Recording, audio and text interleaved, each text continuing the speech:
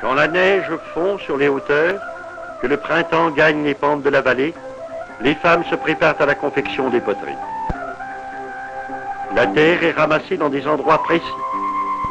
Prospectée dans les champs, les filons d'argile suffisent aux besoins de plusieurs familles.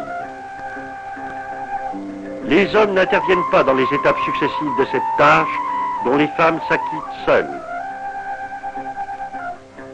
La poterie est strictement une affaire de femmes.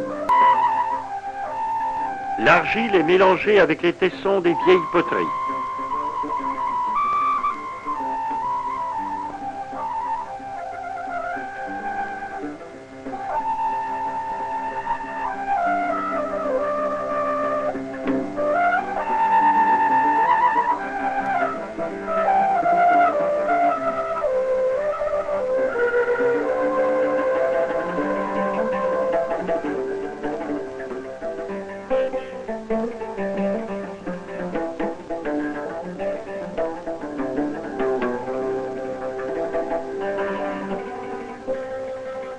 Quand elle a été bien écrasée, le tamisage élimine les déchets.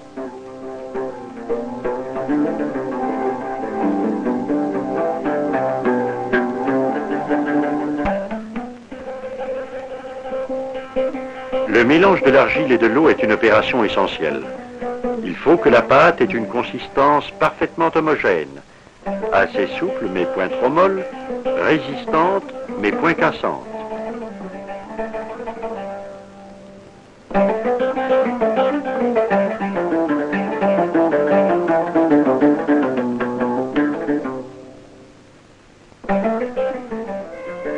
La terre pétrie est prête pour le façonnage.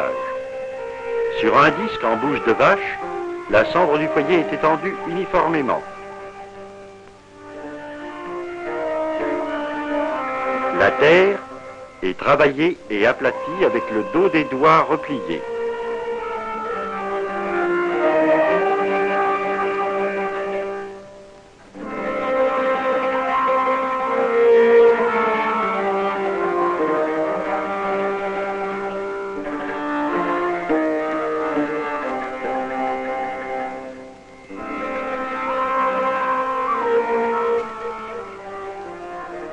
Un boudin d'argile est roulé entre les mains et fixé du bout des doigts autour de cette base.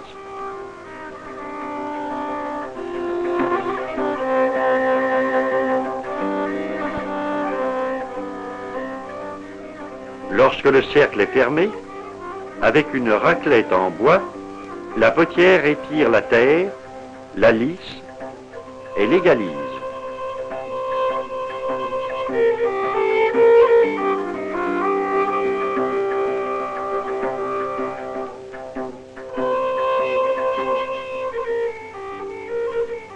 La pâte est fréquemment mouillée, ce qui permet une grande liberté dans l'élargissement et l'élaboration des formes.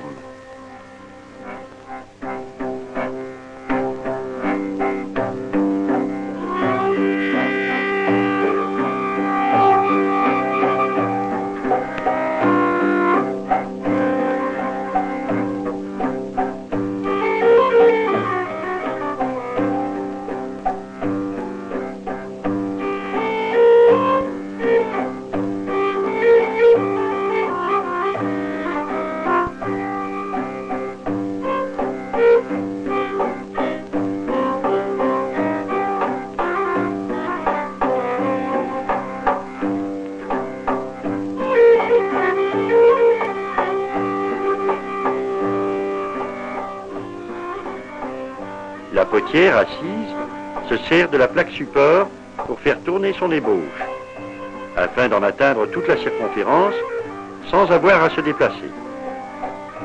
C'est un caractère habituel aux poteries berbères que le soin très minutieux apporté à régulariser et polir les surfaces.